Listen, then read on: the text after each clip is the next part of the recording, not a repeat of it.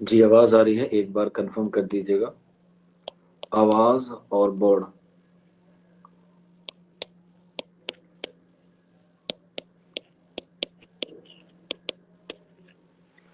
आवाज और board clear है, एक बार कंफर्म कर दीजिएगा, फिर हम लोग आज की जो क्लास है उसे शुरू करते हैं. ओके, ठीक है. तो आज हम लोग एक उर्दू के बहुत ही मशहूर शायर और कह सकते हैं कसीदे में जो सौदा के बाद दूसरे नंबर पे आते हैं वो आते हैं ज़ौक़. तो आज की जो हमारी क्लास है वो हम लोग बात करेंगे शेख मोहम्मद इब्राहिम ज़ौक़ के हवाले से, और एग्ज़ाम में जो है वो ये पॉइंट ऑफ व्यू से बहुत अहम है. ठीक है. तो सबसे पहले हम लोग इनकी हालात ज़िंदगी पर रोशनी डालेंगे और उसके बाद जो है वो इनके अलग अलग अदब खिदमात पे बात करेंगे. जैसे इनका असल नाम शेख मोहम्मद इब्राहिम, शेख मोहम्मद इब्राहिम इनका नाम, और तखल्लुस इनका ज़ौक़, तखल्लुस इनका ज़ौक़. और ये ज़ौक़ किसकी निस्बत से रखा था? इनके उस्ताद थे शौक़, तो उसी की निस्बत से इन्होंने जो है वो अपना तखल्लुस क्या रखा? शौक़. हालांकि इनके उस्ताद की जो फहरिस्त है वो काफ़ी तवील है. इनकी अगर हम बात करें इब्तिदाई उस्ताद की, इब्तिदाई उस्ताद तो वो होते हाफिज़ गुलाम रसूल खान, ये इनके इब्तिदाई उस्ताद थे. इसके बाद इनसे जो है वो इनका ताल्लुक़ ख़त्म हो गया हाफिज़ गुलाम रसूल खान से. इसके बाद इन्होंने शागिर्दी इख्तियार की, किसकी? शाह नसीर की. शाह नसीर से इन्होंने जो है वो इस्लाह लेनी शुरू करी, लेकिन शाह नसीर से इनके क्या हो गए? कुछ झगड़े हो गए, या किसी वजह से या किसी बात पर जो है वो इनका क्या हो गया? इख्तलाफात हो गया. तो इसीलिए इन्होंने जो है वो अपने तीसरे उस्ताद को जो है वो अपना बनाया, और जिनका नाम था शौक़. शौक़. तो इस तरह से इनके जो है वो तीन उस्ताद हुए, हाफिज़ गुलाम रसूल, शाह नसीर और शौक़. अगर बात करें इनकी विलादत की या इनकी पैदाइश की, तो इसमें जो है वो बाद लोगों में क्या इख्तलाफात है. कोई कहता है कि इनकी पैदाइश 1786 में हुई, कोई कहता है 1787 में हुई, कोई कहता है 1788 में हुई, और कोई कहता है 1789 में हुई. इस तरह की जो है वो इसमें इख्तलाफात है. लेकिन 1788 और 1789 ये अहम है, और ये किसने बताया है? मोहम्मद हुसैन आज़ाद ने, मोहम्मद हुसैन आज़ाद ने. और ज़्यादातर इन दोनों में से भी कौन सा वाला है? नीचे वाला, 1789, क्योंकि मोहम्मद हुसैन आज़ाद ने ही कुलियात ज़ौक़ को मुरतब किया है. कुलियात ज़ौक़ को ही क्या किया है? मुरतब किया है. क्यों किया है वो मैं आपको अभी आगे बताऊंगा. तो 1789 में ही क्या हुई है? ज़ौक़ की पैदाइश हुई है. कहाँ पर हुई है? दिल्ली में हुई है. दिल्ली में 1789 1789 में ज़ौक़ की पैदाइश हुई है. और अगर हम बात करें वफ़ात की, तो वफ़ात भी कब हुई है? 1854 में, 1854 में इनकी वफ़ात हुई है. और कहाँ पर? दिल्ली में. इसीलिए कहा जाता है कि वो कौन सा शायर है, कि वो कौन सा शायर है जो कभी दिल्ली को खैराबाद नहीं कहकर गया, खैराबाद नहीं कहकर गया, कहकर गया. तो आंसर हो जाएगा शेख इब्राहिम ज़ौक़. कभी भी ये दिल्ली से बाहर नहीं गए, चाहे दिल्ली कितनी उजड़ी, चाहे दिल्ली पे कितना ही क्यों ना आया हो, लेकिन ये जो है वो कभी भी दिल्ली से बाहर नहीं गए. ठीक है. और अगर हम बात करें इनके वालिद मोहतरम की, इनके वालिद का नाम था शेख मोहम्मद रमज़ान, शेख मोहम्मद रमज़ान, ये इनके वालिद मोहतरम का नाम था. और इनका क्या पेशा था? ये एक सिपाही थे. क्या थे? ये एक सिपाही थे. और इनके वालिद भी चाहते थे कि ज़ौक़ जो है वो क्या बने? सिपाही बने या फौज में जाए. लेकिन उनका मन कहाँ था? शेर व शायरी में था इब्तिदा से ही. तो शेख इब्राहिम ज़ौक़ का जो ताल्लुक़ है वो शुरू से ही किस में था? शेर व शायरी में. हालांकि कहा जाता है कि इनको इल्म मौसीकी और इल्म नुजूम, इन दोनों में जो है वो बहुत महारत हासिल थी। तो आप में से कोई बता सकता है इल्म मौसीकी यानी कि मौसीकी का जनक या मौसीकी की किताब या मौसीकी का पितामह किस वेद को माना जाता है? किस वेद को माना जाता है? या कह सकते हैं संगीत का जनक कौन से वेद को माना जाता है? संगीत का जनक किस वेद को माना जाता है? बिल्कुल, शान खातून ने सही बताया, साम वेद। ठीक है। और करंट अफेयर्स में ये सवाल आ सकता है आप लोगों से कि वर्तमान में ऑस्कर ऑस्कर इंडिया के किस गाने को मिला है या कौन से सॉन्ग को मिला है? करंट अफेयर्स में आ सकता है ये वाला सवाल।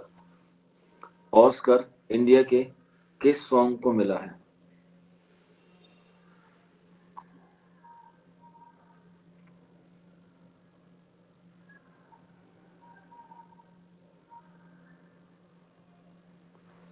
बताइए, किसी बच्चे को पता है ये वाला सवाल?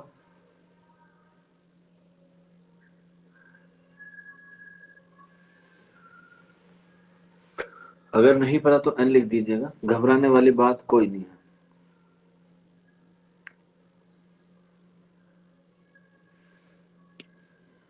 ठीक है, कोई बात नहीं। तो इसका मतलब ये है कि आपको थोड़ी सी मेहनत। हाँ, साउथ का सॉन्ग है। आपने एक फिल्म देखी होगी, कौन सी थी, नाम तो मुझे भी याद नहीं आ रहा उसका। नाटो नाटो, नाटो नाटो, ये गाने का नाम है। और इसे ही सबसे पहले क्या मिला है, गाने की फहरिस्त में सबसे पहला ऑस्कर इंडिया में मिला है, नाटो नाटो।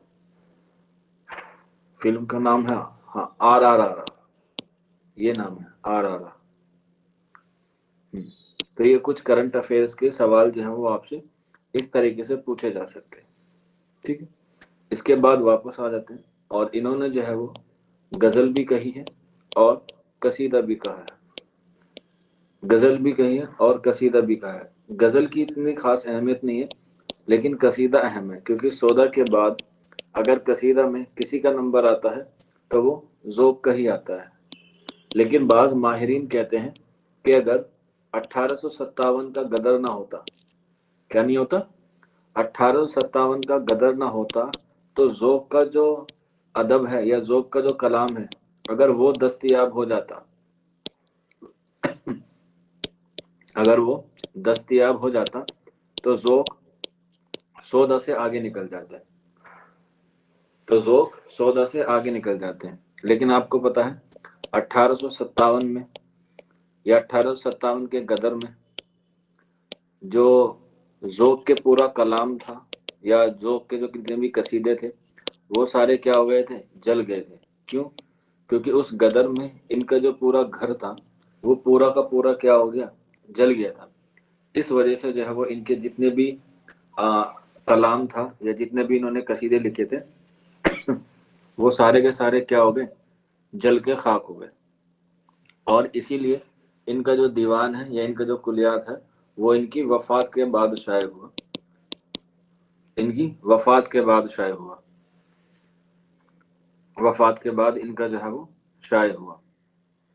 ठीक है। और बाद लोग जो है वो इसमें अलग अलग राय जो है वो पेश करते हैं इनके कसीदों की तादाद में। वो इसीलिए है, क्यों? क्योंकि किसी को इनकी सही चीज़ या सही कसीदे के बारे में जो है वो इंफॉर्मेशन नहीं है। अगर हम बात करें शमसुर रहमान फारूकी की, किसकी, शमसुर रहमान फारूकी की, तो इन्होंने जो कसीदे की तादाद बताई है ज़ौक़ की, वो कितनी बताई है, वो बताई है महज 30।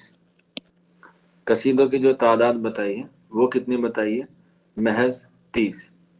यानी कि ज़ौक़ ने जो कसीदे लिखे हैं वो महज 30 कसीदे लिखे हैं, जो अपने आप में क्या लगता है, बहुत नामुनासिब सा लगता है कि इतना बड़ा शायर होने के बावजूद भी वो महज जो है वो 30 ही कसीदे लिख पाया। ठीक, 30 ही कसीदे लिख पाया।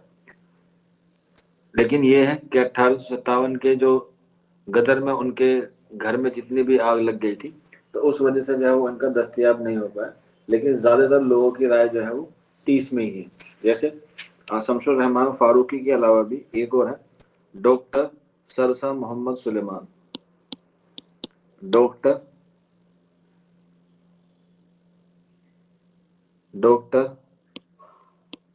सरसा मोहम्मद सुलेमान,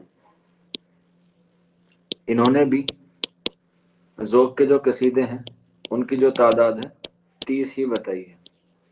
कितनी बताई है? 30 ही बताई है। और इन 30 में जो है वो ज़्यादातर वो किसकी मदा में लिखे हैं? ज़्यादातर लिखे हैं वो दरबार के ताल्लुक से। और दरबार में भी किसकी मदा में? ज़्यादातर बहादुर शाह जफर की मदा में। बहादुर शाह जफर की मदा में जो है इन्होंने ज़्यादातर कसीदे लिखे। ऐसा कहा जाता है कि इन्होंने तकरीबन इन 30 कसीदे में बहादुर शाह जफर की मदा में तकरीबन 15 कसीदे लिखे हैं। तकरीबन 15 कसीदे जो है वो बहादुर शाह जफर की मदा में लिखे हैं, जिसमें जो सबसे अहम माना जाता है मैं आपको लिखवा चुका हूँ, और वो है ज़हे निसात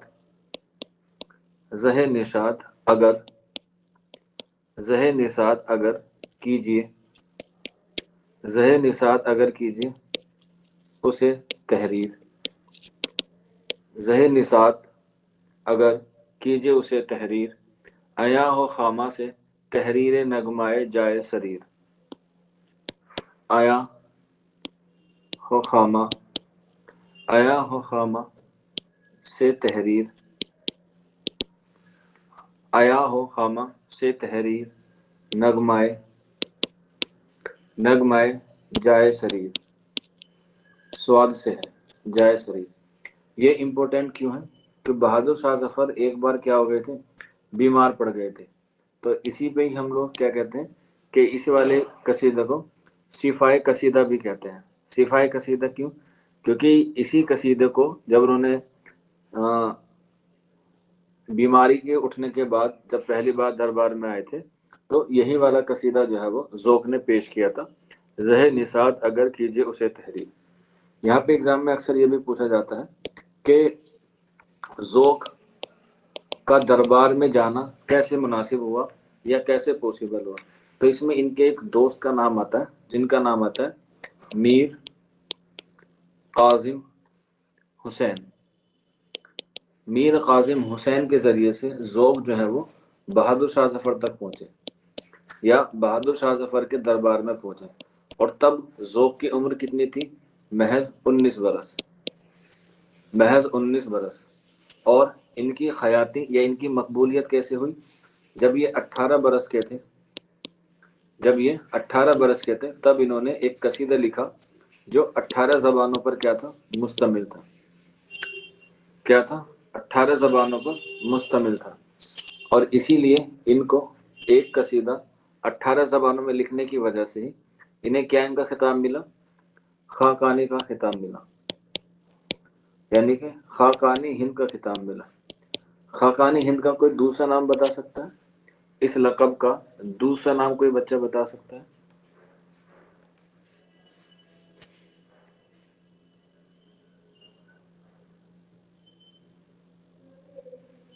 खाकानी हिंद का दूसरा नाम बता सकता है कोई?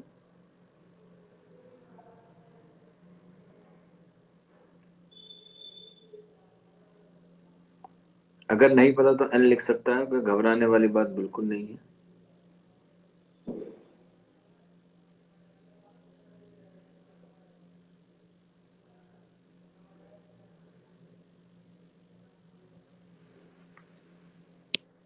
नहीं लिख लेना तो फिर एग्जाम में अक्सर पूछ लिया जाता सुल्तान शोरा। ठीक है, खाकानी हिंद का दूसरा नाम है सुल्तान शोरा, और ये 18 ज़बानों में लिखा गया था। और ये खिताब किसने दिया था? अकबर शाह सानी ने दिया था। अकबर शाह सानी ने दिया था। और आपको पता है अकबर शाह सानी के बाद ही दरबार में कौन आया? दरबार में आया बहादुर शाह जफर। बहादुर शाह जफर कहा जाता है कि ज़ौक़ के 3 शागिर्दों ने उनकी जिंदगी बनाई है। एक पहले हुए हैं बहादुर शाह जफर, दूसरे हुए हैं मोहम्मद हुसैन आज़ाद, और तीसरे हुए हैं दाग दहलवी। یہ تین شاگرد جو ہے وہ ذوق کے بہت اہم ہیں۔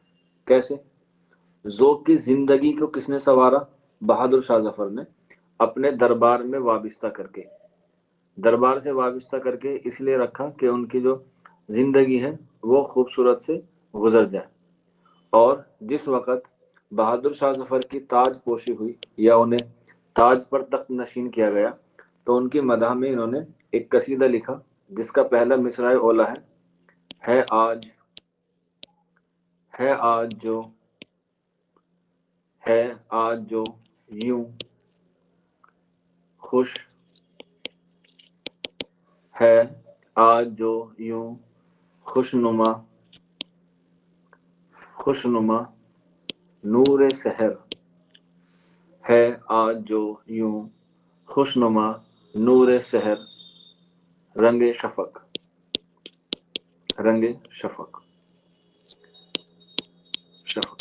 یہ اس کا پہلا مصرع اولا ہے جب بہادر شاہ ظفر تخت نشین ہوئے اور ذوق نے یہ پڑھا، اور اسی قصیدے پر ذوق کو کیا ملا؟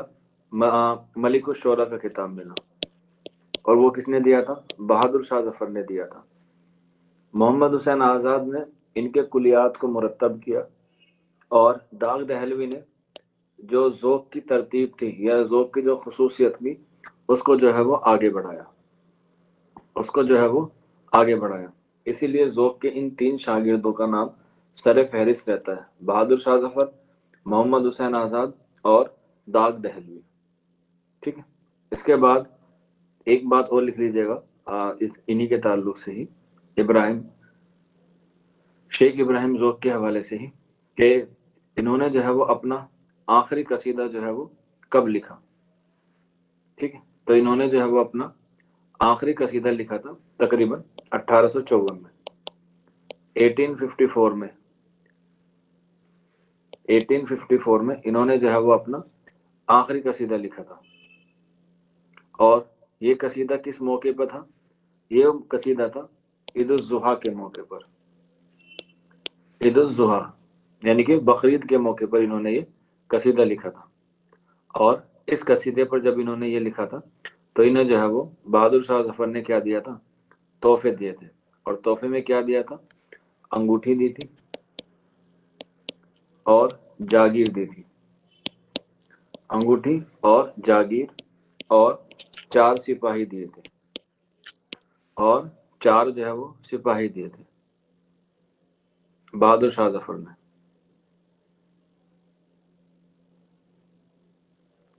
ٹھیک ہے، تو یہ بات آپ لوگ جو ہے وہ یاد رکھ لیجیے گا، ایگزام میں اکثر جو ہے وہ پوچھ لیا جاتا ہے۔ اور 1854 میں جو ہے وہ ان کی کیا ہو گئی تھی؟ وفات ہو گئی تھی۔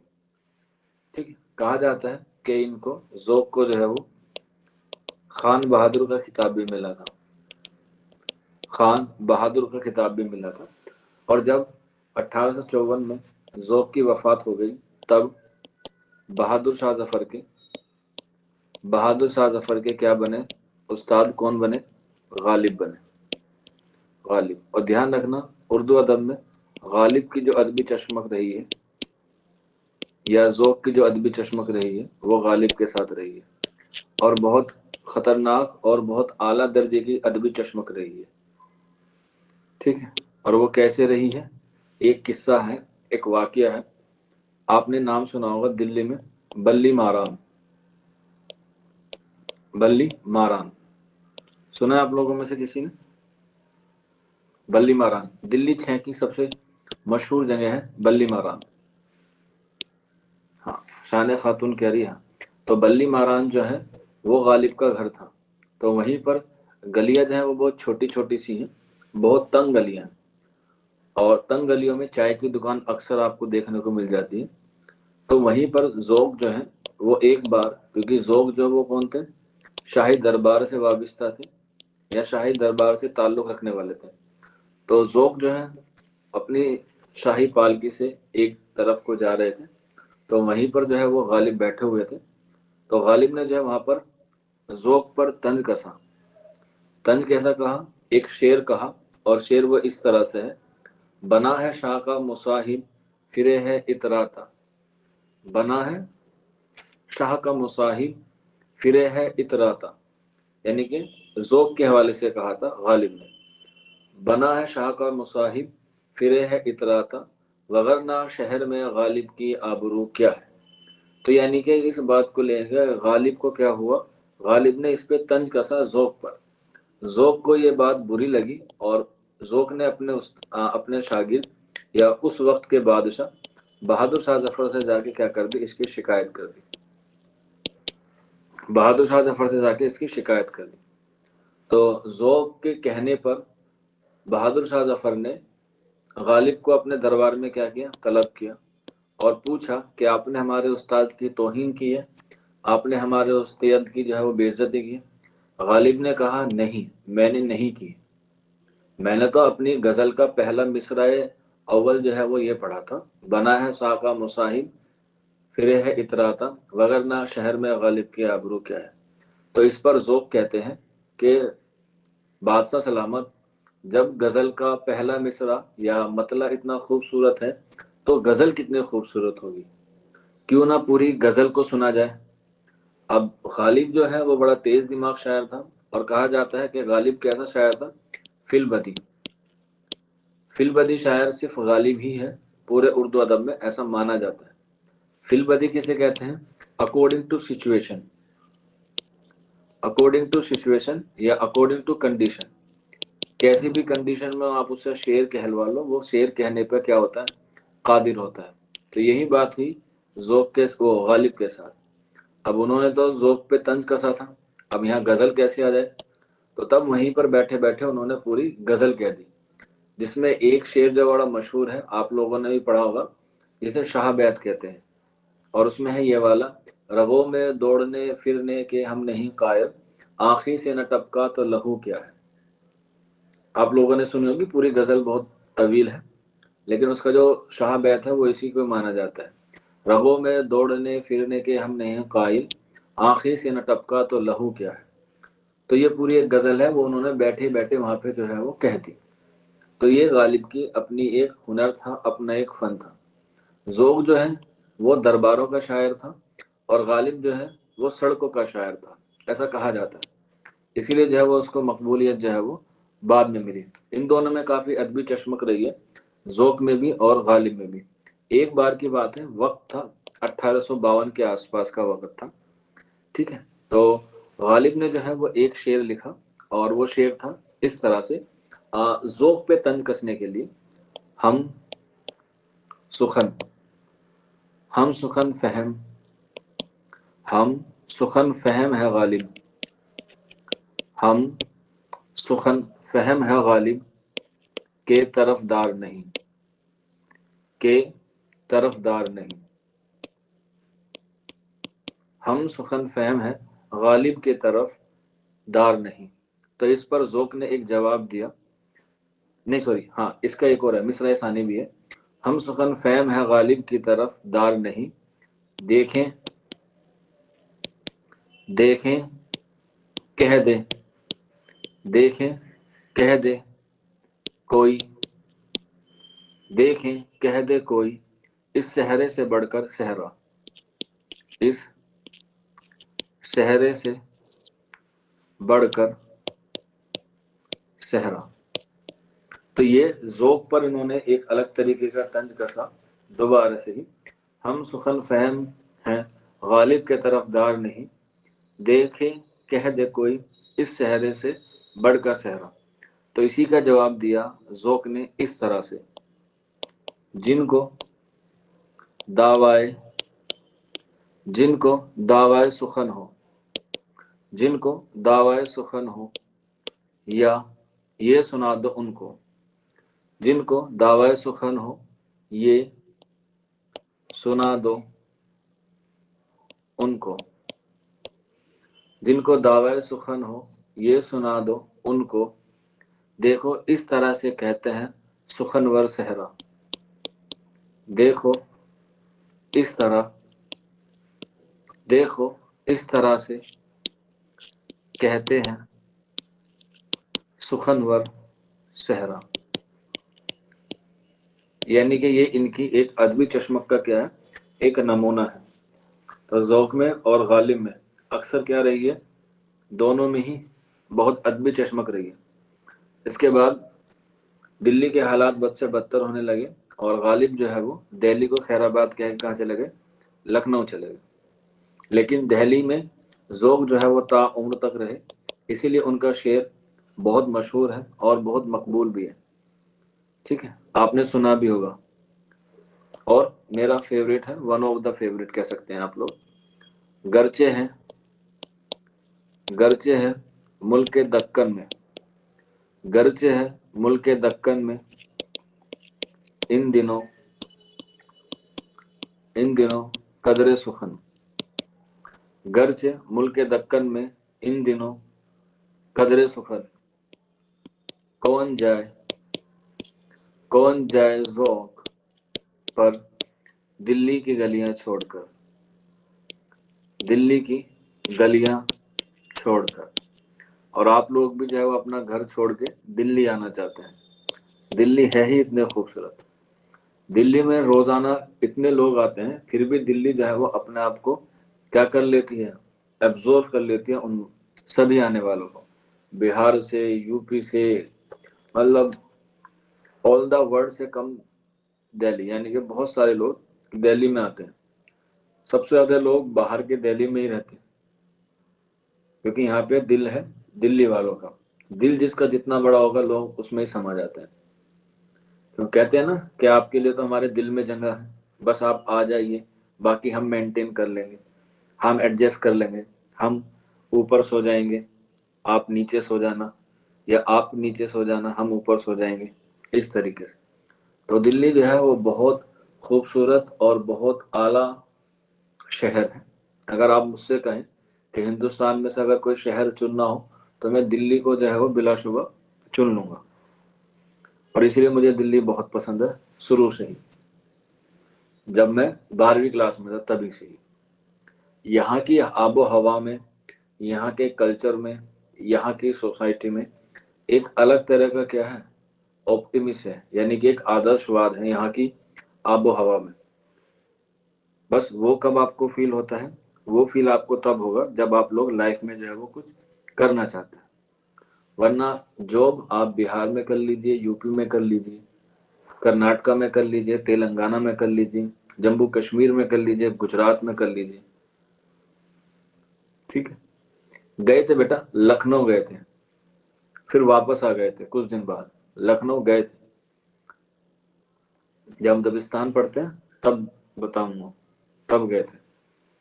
کلکتہ بھی گئے تھے پینشن کی غرض سے، لکھنؤ میں تو میر انیس سے ملاقات ہوئی تھی ان کی، گئے ہیں وہ، لیکن ذوق جو ہے وہ کبھی گئے نہیں، اور وہ ذوق جو ہے ہمیشہ یہیں پر رہے۔ اور یہ والا شعر، گرچہ ہے ملک دکن میں ان دنوں قدر سخن، کون جائے ذوق پر دلی کی گلیاں چھوڑ کر، یہ ان کا جو ہے وہ ون آف دا فیوریٹ کہہ سکتے ہیں شعر تھا۔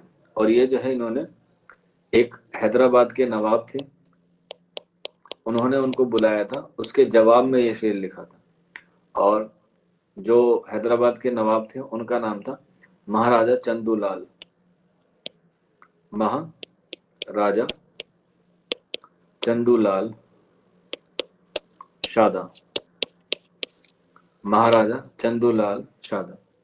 تو ان کے جواب میں انہوں نے یہ شعر لکھ کے بھیجا۔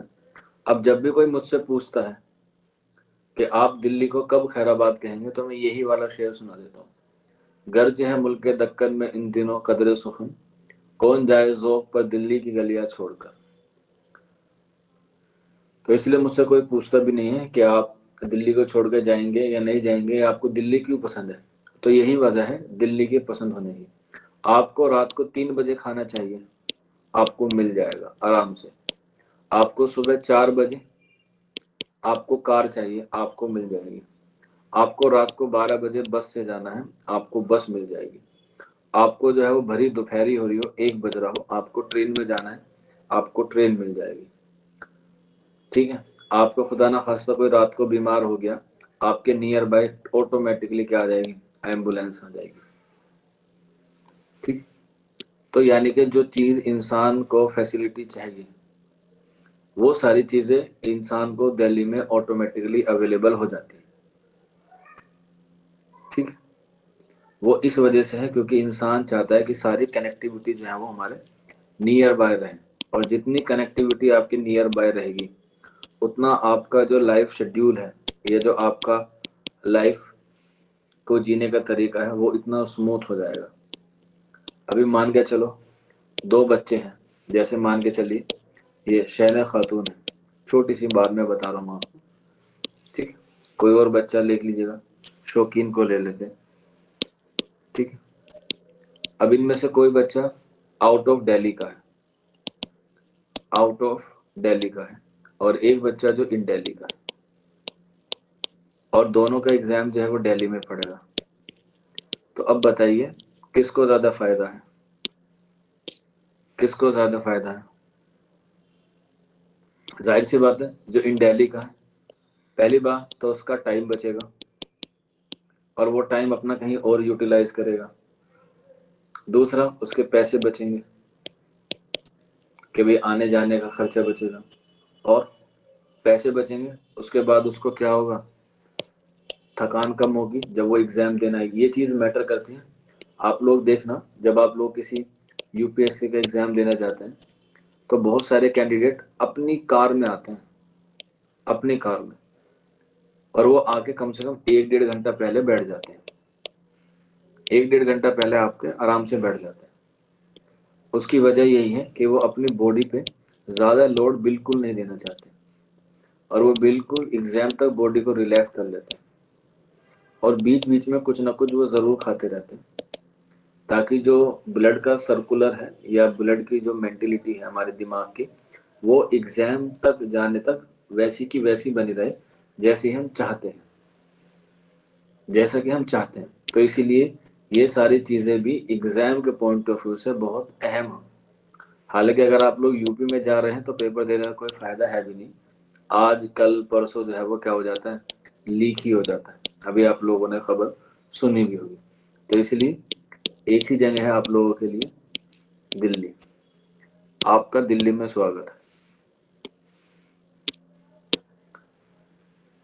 اگر آپ لوگ واقعی میں کوئی ایک اچھی زندگی چاہتے ہیں یا ایک اچھی مینٹلٹی کے ساتھ آپ لوگ اپنے کریئر کو آگے بڑھانا چاہتے ہیں تو وہ دلی ہے۔ مانا کہ میں نے آپ کو بتایا تھا سپنوں کو شہر دلی ہے، لیکن سپنے کہاں سے دیکھے جاتے ہیں؟ دل سے دیکھے جاتے ہیں۔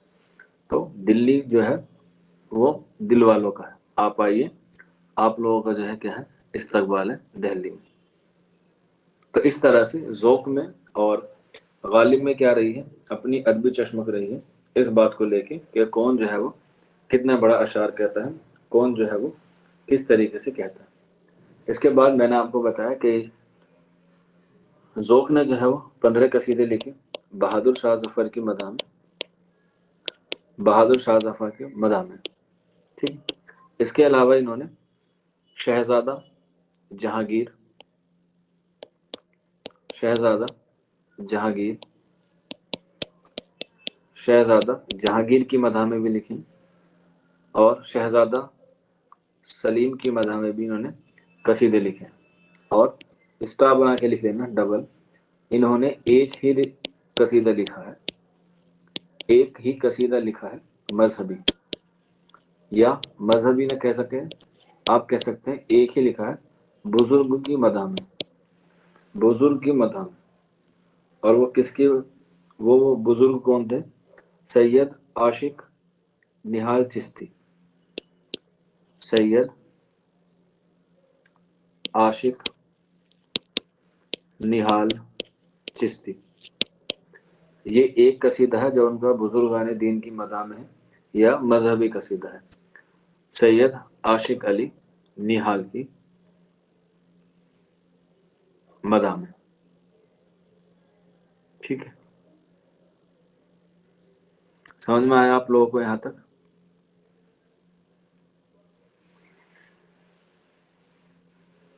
یہاں تک کسی کو کوئی دقت، کوئی پریشانی کہ جو آپ لوگوں کو سمجھ میں نہ آئی ہو، یا کوئی ایسی بات؟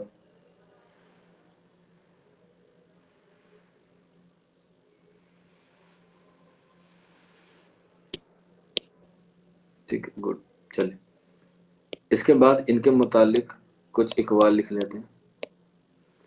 اقوال جو ان کے تعلق سے کہیں.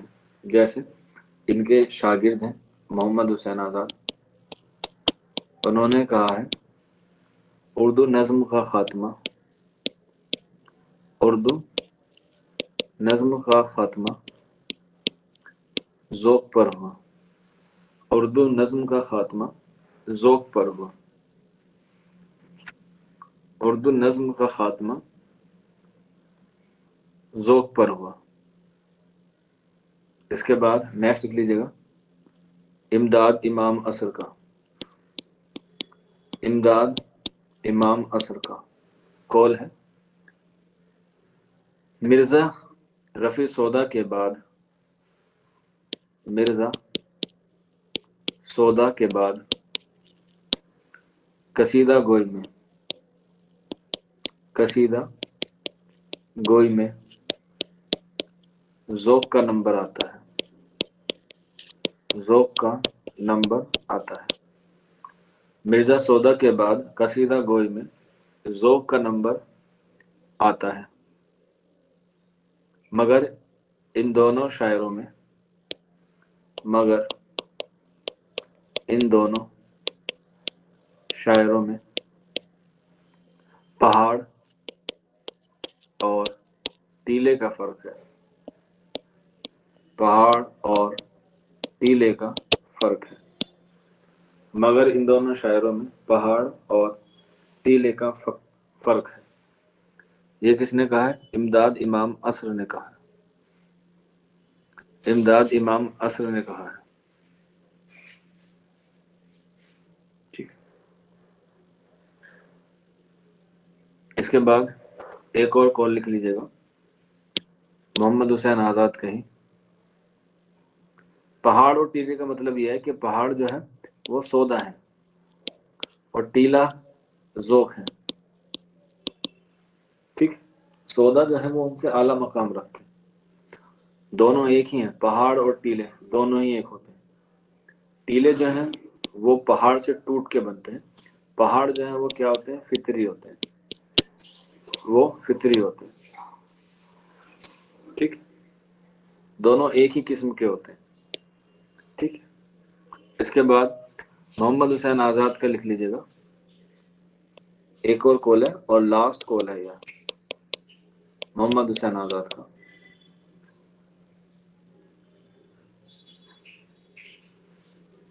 لکھ لیجیے گا کہ ذوق کا رنگ، ذوق کا رنگ، ذوق کا رنگ سانولا،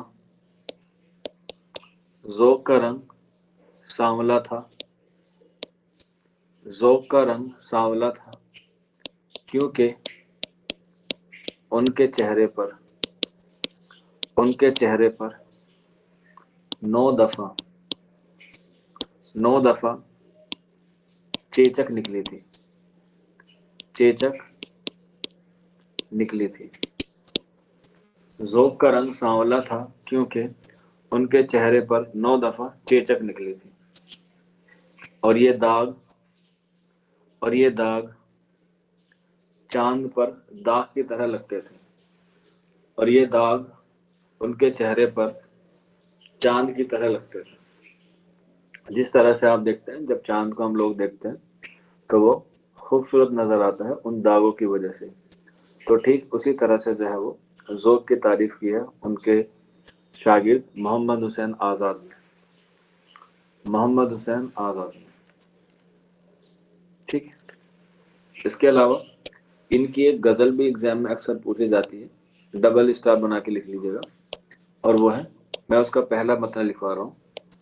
لائی حیات، لائی حیات آئی قضا لے چلی چلے، آئے قضا لے چلی چلے، لائی حیات آئے قضا لے چلی چلے، اپنی خوشی، اپنے خوشی نہ آئے، اپنی خوشی نہ آئے، نہ اپنی خوشی چلے، نہ اپنی خوشی چلے.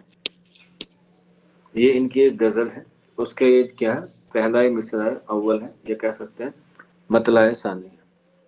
इनके जो कसीदे हैं वो मैं आपको ऑलरेडी जो है वो पहले लिखवा चुका हूँ, और इस तरह से जो है वो आपके ज़ौक़ जो है वो ख़त्म होते हैं या अपने इख्तिताम को पहुँचते हैं ज़ौक़।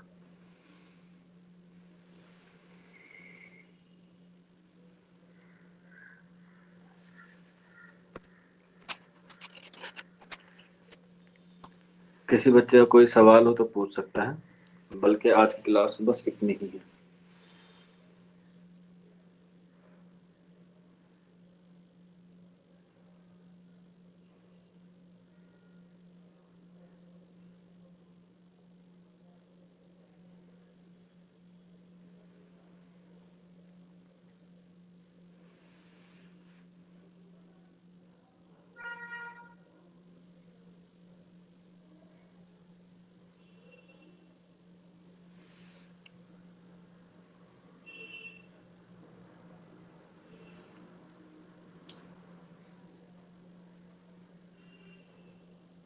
मोहम्मद शौकीन कह रहे आज ज़ौक़ से डीपली पढ़ा। शुक्रिया बेटा।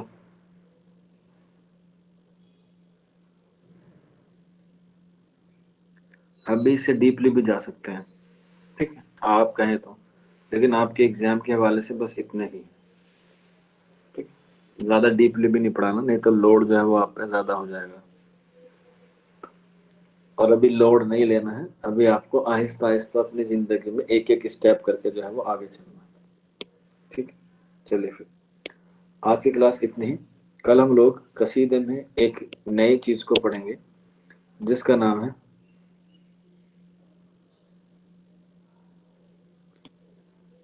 मुनीर शिकावाबादी। कल हम लोग इस कसीदा निगार को कवर करेंगे और इनका ताल्लुक जो है वो दबिस्तान लखनऊ से है। कल इसके बारे में गुफ्तगू करेंगे, ठीक। हालांकि मोहसिन काकोरवी भी आते हैं, लेकिन वो नातिया कसीदे में आते हैं, ठीक। चलिए फिर कल बात करते हैं मुनीर के बारे में।